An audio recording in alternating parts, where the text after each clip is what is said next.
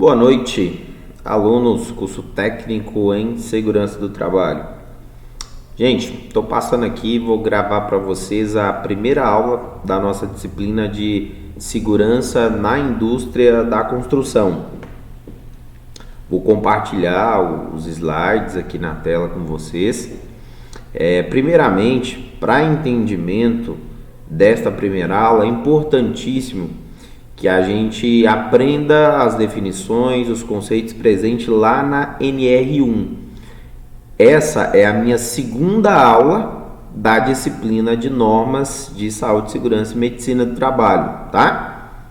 Ou seja, lá eu vou ensinar conceitos como canteiro de obra, frente de trabalho e o que é obra, o que é empresa, o que é estabelecimento, o que é setor de trabalho. Então, todas essas definições são essenciais para ter um bom entendimento, tá? Então, iniciando aqui, gente, a norma fala o seguinte, a NR18 ela tem o objetivo de estabelecer diretrizes de ordem administrativa, de planejamento e de organização, que visa a implementação de medidas de controle e sistemas preventivos em qualquer processo, né? Envolvendo canteiros de obras, frente de trabalho. Neste caso aqui, gente, quando fala ordem administrativa, está falando de medidas de controle de caráter administrativo.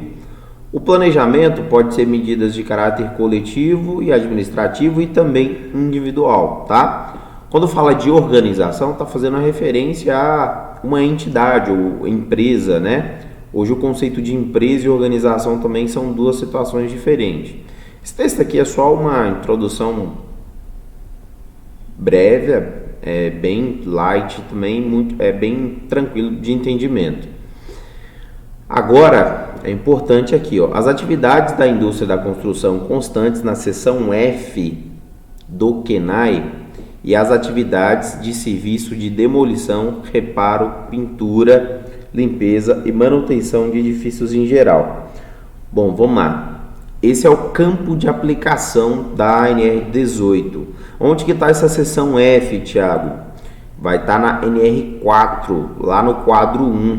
Isso também, se eu não me engano, vai ser a minha quarta aula ou quinta aula da disciplina de normas. Uma disciplina é interligada à outra, tá, gente? Então, vocês vão entender muito bem isso aqui também.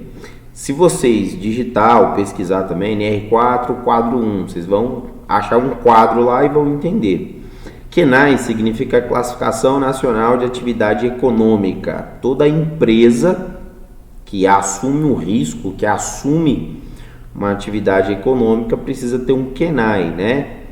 Exemplo, todo CNPJ tem a sua Classificação Nacional de Atividade Econômica. A NR18 começa falando o seguinte, em responsabilidades.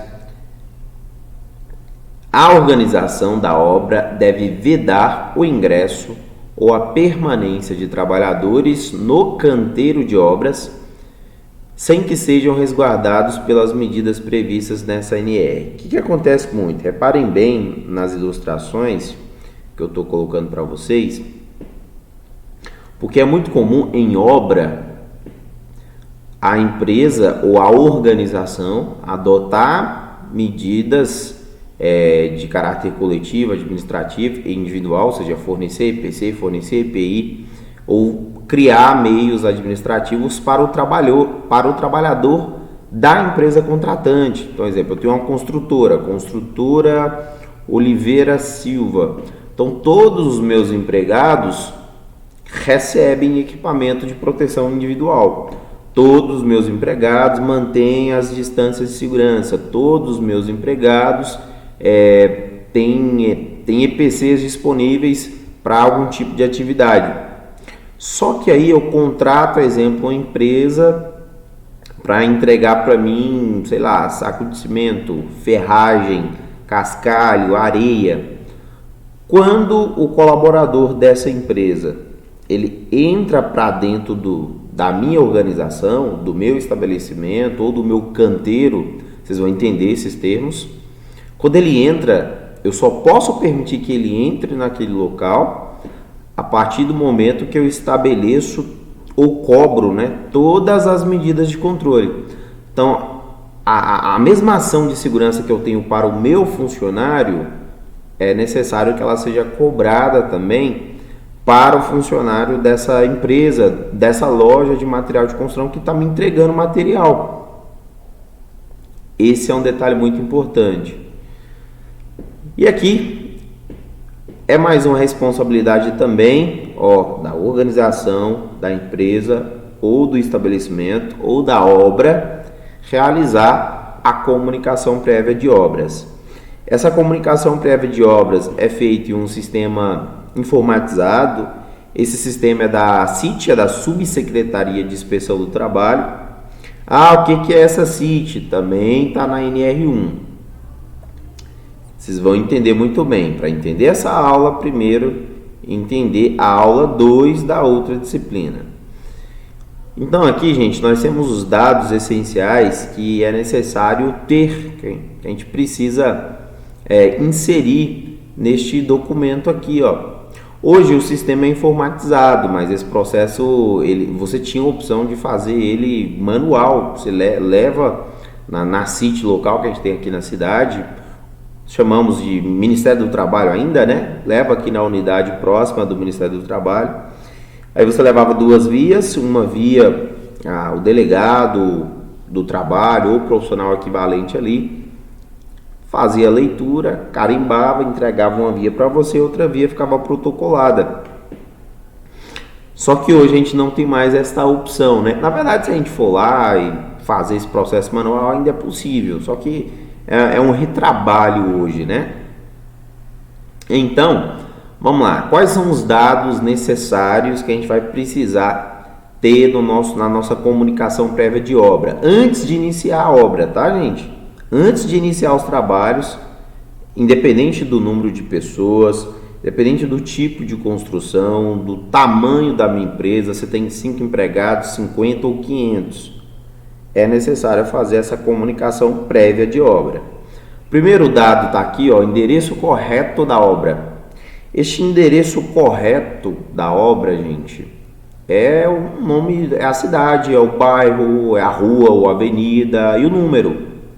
Esse é o endereço correto.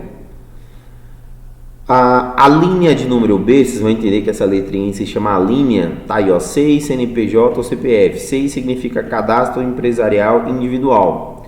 CNPJ significa Cadastro Nacional de Pessoas Jurídicas. CPF, cadastro de pessoa física, da contratante, empregador ou condomínio. Vamos entender. Às vezes, o escritório da minha empresa fica no centro da cidade, né? Construtora Oliveira Silva, fica no centro da cidade. E aí, eu iniciei uma obra em um bairro, em um bairro local. Então, exemplo, no bairro, Cidade Nova. Então, neste caso aqui, eu preciso colocar o meu endereço correto. O termo contratante ali é quando a empresa contratante, eu sou o dono da minha construtora. Aí de repente eu contratei, exemplo, uma empresa de pintura. Eu vou ser a contratante e a empresa de pintura será a contratada. Então entender isso aqui é importante. Então aqui, gente, seria o endereço jurídico, então o número do CPF, ou CNPJ, ou SEI, e neste caso tenha um estabelecimento em outro local, tem que colocar o endereço. O tipo de obra, a gente vai colocar obra vertical, 14 pavimento, obra horizontal, 5 compartimentos. Geralmente eu coloco dessa forma, é o correto, né? Pavimentos, vertical, compartimentos é uma construção no plano horizontal. Detalhe, não é construção de clínica, hospital, construção de escola, construção de boate, sei lá, não é isso, gente. A gente está falando de obra. Então é construção de um edifício. Depois que eu termino a obra, aí se torna estabelecimento, se torna empresa, se torna organização. Eu posso transformar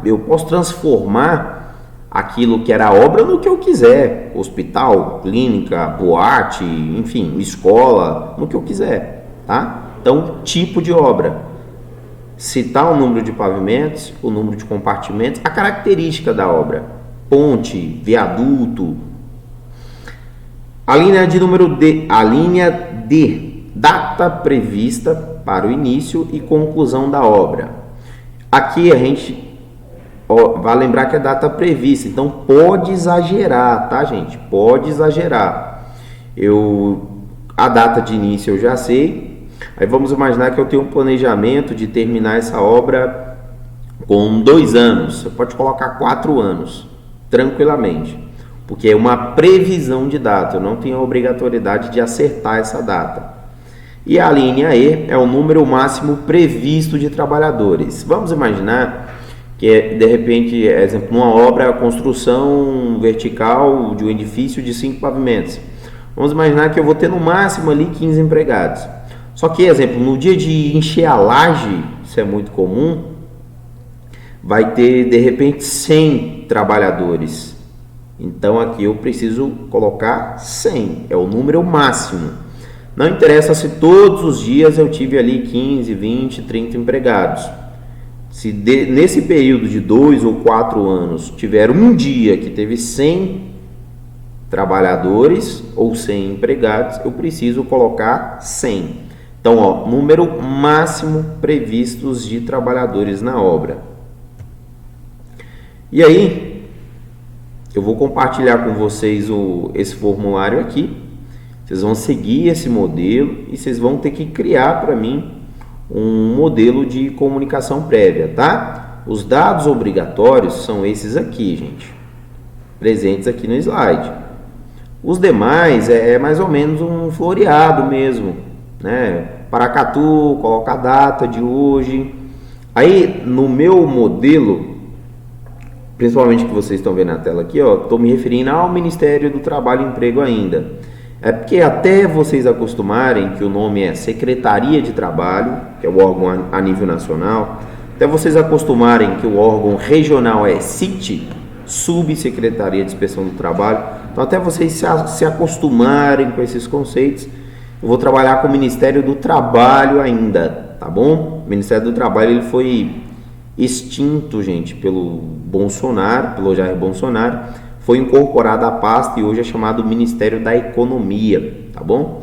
Aí no primeiro parágrafo eu dou uma floreada, é importante que vocês aprendam a fazer essas descrições, e no final tá a minha assinatura. Tem que ser técnico de segurança? Não, pode ser qualquer profissional que faz esse comunicado de obra, mas em 95% dos casos é o profissional técnico de segurança do trabalho, ou engenheiro de segurança, ou algum profissional com formação equivalente, tá?